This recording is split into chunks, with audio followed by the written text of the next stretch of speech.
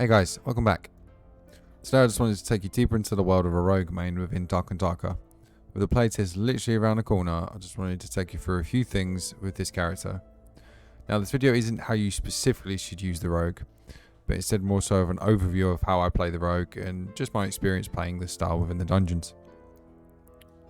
Now when you load up the game, you'll be presented with all the playable characters.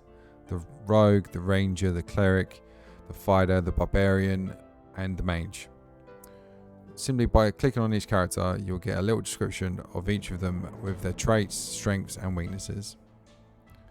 So, the rogue, as you can see on the screen, the rogue is a master of deception, able to silently slip between the shadows to work his dastardly deeds. His dexterous hands enable him to quickly leverage his pick locks and disable various traps. The weapon of choice is daggers. What it also doesn't mention though is the rogue can actually also use the rapier sword, and you can dual wield a dagger and a rapier if you so choose. So what are the rogue's strengths? He has a very high movement speed, quick attack speed, can very quickly interact with objects, and can pick locks without a lockpick, as well as being able to detect and disable traps, and moves a lot more silently. Downside though, he does have low health, so the rogue starts with a standard 85 health, which is quite low compared to the rest of the characters. Has a low damage bonus, so I'll get more into that later in the video. And there's low magic resistance. I haven't really come across many mages to really put this to the test, so I can't say too much on the magic resistance side of things really. I think the only mages I came across, they either didn't hit me or they were actually meditating, so they kind of couldn't do anything anyway. But going through these anyway, you'll notice like with the high movement speed and quick attack speed, the rogue is very quick, especially when it comes to attacking people, because it's all about being sneaky, being in the shadows, and pretty much using your daggers as a way to backstab the enemy. Following this, where it says about you can quickly interact with objects, you will notice a slight difference with the rogue when looting bodies, looting items on the walls, and just looting NPCs in general really. My favourite one is the being able to pick locks without a lockpick. With this, it also allows you to disable traps if it requires a lockpick as well, like the spike floor for example.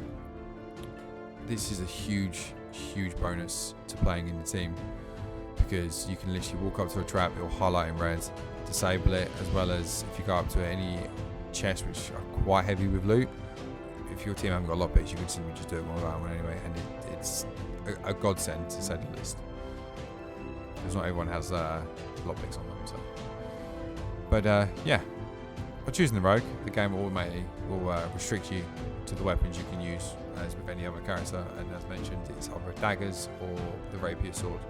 I personally like dual wielding the daggers. I find them a lot more effective, but obviously if you have a rapier sword and a dagger, you do have a slight bit more range against the enemy, so use that as you will really.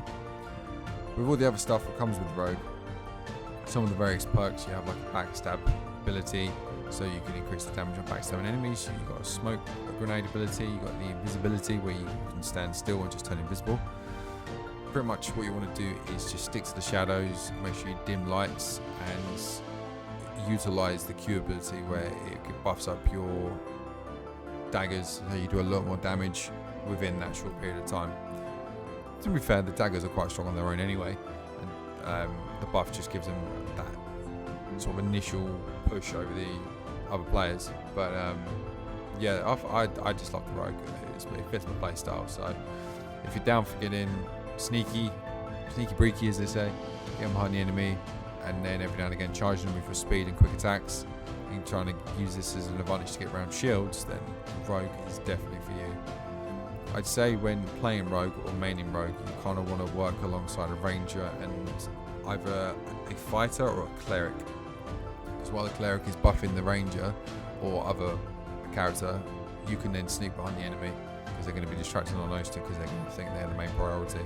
But as soon as you press the Q ability, you're going to get behind them and then just stab them in the back. The low health I haven't really found as a struggle.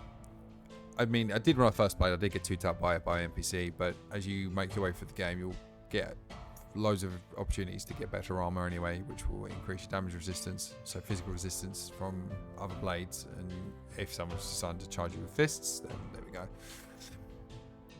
But apart from that, I found that not using light gear, it doesn't really make a difference to your speeds, but that could just be something which hasn't really been implemented yet. But I think the heavier the armor you're going to have, the slower you're going to be. So I think as a rogue, you're going to want to stick to light armor anyway. Be much more effective. But yeah, this is just like a little overview of how I play rogue, some of the things up and coming with the rogue, and maybe some of the things you should look out for. But it's a very versatile character. Even though it's encouraging you just to play sneaky, you can use the rogue in a very aggressive way, as I've done before, and it can pay off. So thanks for watching, guys. The playtest is literally around the corner, October 28th. I hope to see you all there. And this is Sensei Sam signing off. See you on the next video.